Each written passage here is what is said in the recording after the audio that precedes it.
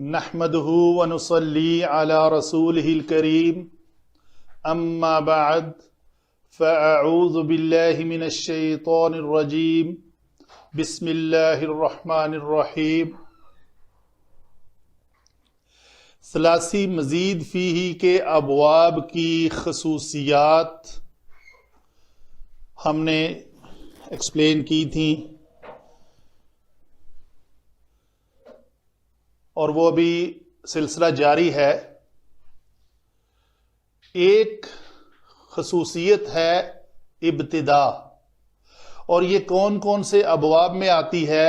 باب انفعال، افعال، تفعیل، تفعل اور تفاعل میں۔ کیسے؟ اس کا معنی کیا ہے؟ اس خصوصیت کے حامل الفاظ کس طرح واضح ہوتے ہیں؟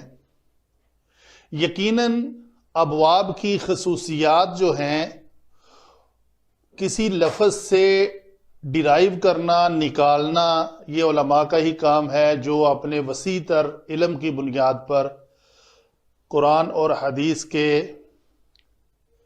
روشنی میں ہمیں بتاتے ہیں، ہمیں اسے ہی فالو کرنا ہے۔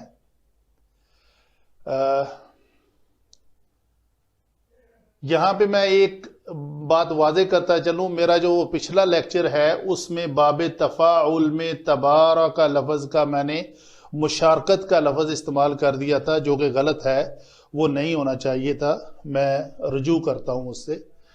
تو یہ لفظ تبارک کا جو اصل ہے وہ یہ ہے۔ بہرحال دیکھتے ہیں ابتدا کیا ہے۔ کسی باب کی ابتدا اسی باب سے ہونا، یعنی اس سے مراد کیا ہے کہ یہ باب ہے، اس کی ابتدا یہاں سے ہی ہو رہی ہے۔ اس باب کی ابتدا شفا کا ثلاثی مجرد سے نہیں ہوئی کہ اس میں ہم نے ایک الف کا حمزہ کا اضافہ کر کے اس کو، مثلا ایک لفظ تھا جلسہ جس کا معنی ہے بیٹھنا، تو اس کو بنا لیا ہم نے اجلسہ یجلسو، تو گویا باب افعال بنایا ہم نے، تو ابتدا اس کی کہاں سے ہوئی؟ جلسہ، ثلاثی مجرد سے ہوئی۔ تو ابتدا اس کو کہتے ہیں، کسی باب کی ابتدا اسی باب سے ہونا بغیر اس کے کہ وہ فعل ثلاثی مجرد سے آیا ہو۔ یعنی جیسے اجلسہ جلسہ سے آیا ہوا ہے، ایسا باب جس کا ثلاثی مجرد سے کوئی تعلق نہ ہو۔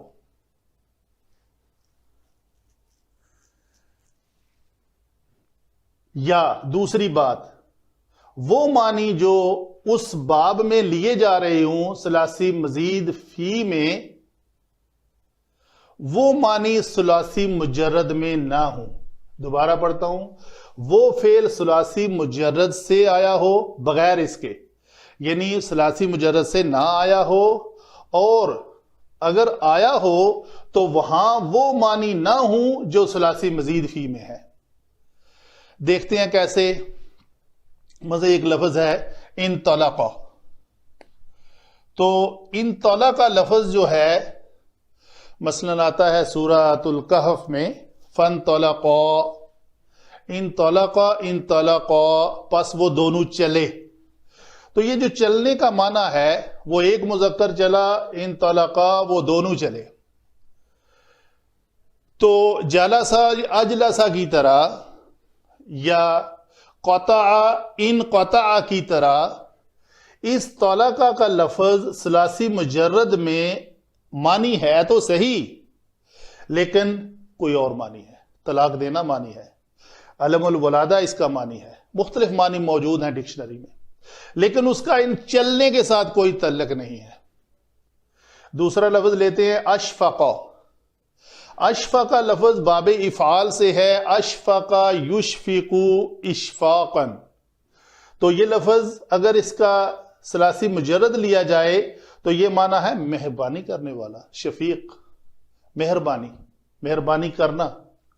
تو گویا اس معنی کا اس معنی کے ساتھ کوئی تعلق نہیں ہے۔ آ جاتے ہیں باب تفعیل میں۔ باب تفعیل میں کلمہ کا معنی ہے اس نے کلام کیا، تو یہ لفظ ایسا نہیں ہے کہ جیسے لفظ ہے قاتلہ. قاتلہ کا معنی ہے اس نے قتل کیا. قتلہ، قتلہ، قاف پر اور تا پتلا، تو موٹا ہو جائے گا، تو بن جائے گا. تو بے دردی سے قتل کرنا، قتل کرنے میں مبالغہ ہے. تو معنی قتلہ کا موجود ہے باب تفعیل میں بھی، لیکن یہاں کیا ہے، یہاں یہ باب کا لفظ خود اٹ سیلف یہاں سے ہی سٹارٹ ہوا ہے اور یہی اس کا معنی ہے. یہ کلمہ سے لفظ استعمال نہیں ہوا. کاف لام میم جو ہے اس کا معنی زخمی کرنا، انجرڈ، یہ لفظ ہیں اس کے میننگ. تو زخمی کرنے کا تعلق کلام کے ساتھ بالکل بھی نہیں ہے. آگے چلتے ہیں باب تفاعل میں بھی. تکلم یتکلم ولا یتکلمون الا من اذن له الرحمن وقال صوابا ذلك اليوم الحق.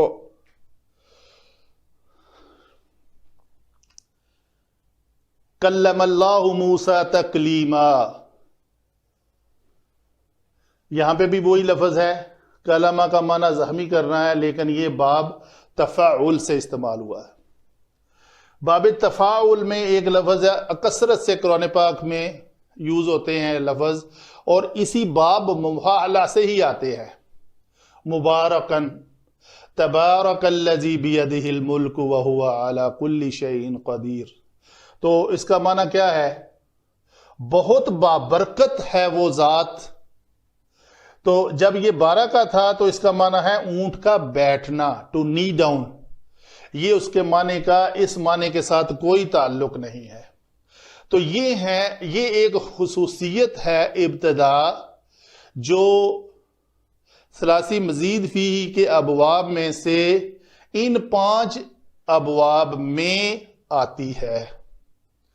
تو یہ بات بتانے کا مقصد کیا ہے کہ جو ہمارے ذہن میں بیٹھا ہوا ہے کہ ہر باب کا ایک روٹ ورڈ ہوتا ہے جو ثلاثی مزید فیہ کے ابواب ہوتے ہیں، ان میں سے مجرد کے ساتھ ایک حمزہ کا اضافہ کر لیا جاتا ہے، مجرد میں عین کلمہ کو مشدد کر لیا جاتا ہے. تو پھر ہم ڈھونڈتے ہیں معنی کلمہ، کلمہ، وہ نہیں معنی ملتا. تو یہ چیز جو ہے نا، یہ آج آپ کو ابتدا کی خوبی سے اس بات کا پتہ چل جائے گا. اچھا، دوسری بات، ابھی نیکسٹ سوال یہ ہے کہ تفعیل اور تفاعل میں کیا فرق ہے؟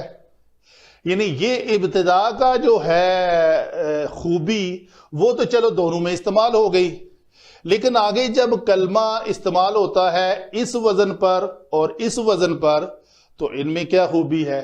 آگے جو دوسری خوبیاں ہیں آپ نے ان کو لینا ہے. اس میں ایک خوبی ہے مبالغہ. تو جیسے کسی کام کے کرنے میں مبالغہ ظاہر کرنے کے لیے مفعول مطلق کا استعمال کیا جاتا ہے، اسی طرح باب تفعیل کے لفظ میں بھی مبالغہ آتا ہے. تو مبالغہ کس میں ہے؟ مبالغہ کاف لام لام میں نہیں ہے، زخمی کرنے میں مبالغہ نہیں ہے. اس لفظ کو ہم ثلاثی مزید فی میں نہیں لے جا سکتے، وہاں پہ اس کا معنی جو ہے وہ ڈیفرنٹ ہے، یہاں پہ اس کا معنی ڈیفرنٹ ہے. تو یہاں پہ اس کے معنی میں مبالغہ پیدا کرنے کے لیے باب تفعیل استعمال ہوا ہے، اور جب مبالغہ نہیں چاہیے تھا تو وہ باب تفاعل استعمال ہوا ہے. تو وہ آئے گا تفعل یتفعل سے تکلم یتکلم. تو جو مبالغہ اس کو باب تفعیل میں ملا، اس کے ساتھ اس کا مفعول مطلق بھی آیا، وہ اس کو یہاں نہیں ملا. کہیں ممکن ہے کہ کسی کو لفظ کو وہ متعدی ہے تو اس کو لازم بنانے کے لیے ہم لے جاتے ہیں اس کے اوپر باب تفاعل کے اوپر، لیکن ہر جگہ کے اوپر یہ پاسبلٹی نہیں ہے. موقع محل کے مطابق ہمیں پتہ چلے گا کہ اس باب میں کون سی خوبی استعمال ہوئی ہے.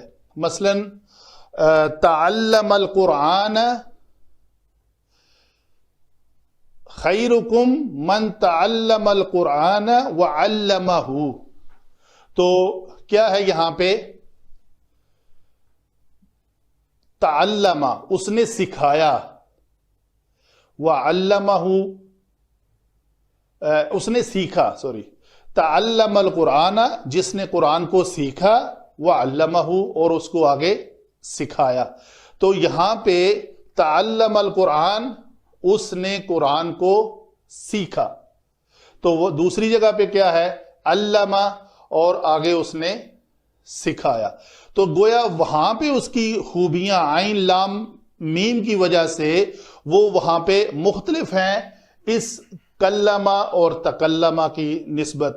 تو تکلمہ اور کلمہ میں یہ فرق یہاں پہ وہ ہے مبالغے کا، اور یہاں پہ وہ مبالغہ استعمال نہیں ہوا. تو گویا شارٹلی ہم اس کو سمرائز کریں تو آپ کو آج کے درس میں ثلاثی مزید فیہ کی ابواب کی خصوصیات میں سے ایک لفظ ملا، ایک خصوصیت کا پتہ چلا جو ابتدا ہے. اور یہ ابتدا کیا بتاتی ہے کہ ثلاثی مزید فیہ کے میں استعمال ہونے والے ثلاثی مجرد کے کلمات کا معنی ثلاثی مجرد میں مختلف ہے جو ثلاثی مزید فیہ میں استعمال ہوئے ہیں. وما علینا الا البلاغ.